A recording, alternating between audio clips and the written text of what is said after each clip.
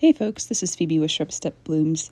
I took the last couple weeks off because I just needed a little downtime, so in reality that just means I'm not picking and selling flowers, and of course all the asters bloomed just as predicted right in the time I decided to take off, but that's okay because they are so beautiful you can probably see them from space. This video is just me bopping around picking myself some flowers and picking some veggies from the horror that is our veggie patch, because it is overgrown and weedy, and that's just what it looks like this time of year. But these are just little stop motion of me picking some asters. Every once in a while you'll see the dog bop through, and we're starting to get really nice cool mornings, and we had some tremendous wind a couple days ago, so a lot of things kind of got thrashed, but that is where we live, right? How many times have I said that?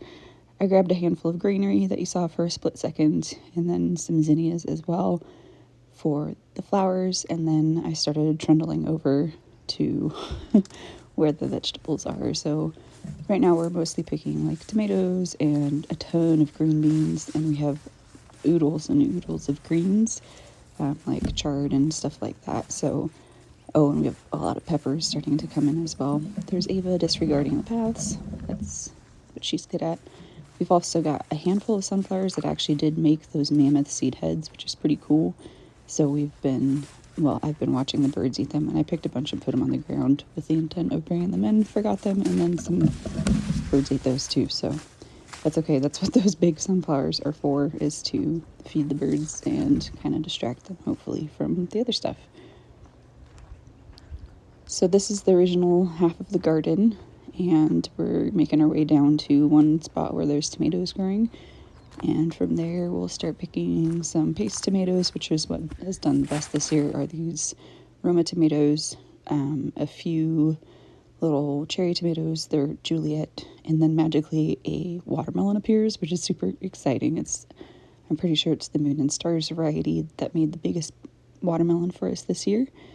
And then this is the main tomato row, and if it was like last year, it would be a jungle and be like 6 feet tall, but I did something wrong, or the year was weird, because they're just really struggling this year. But we're still getting tomatoes, and I can't complain because I don't have the time to process so many tomatoes this year.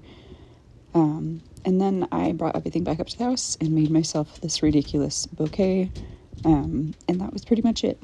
I only was out there for a little bit, and it was nice to just kind of hang out and do stuff knowing that I'm not under a time crunch. But thanks for watching.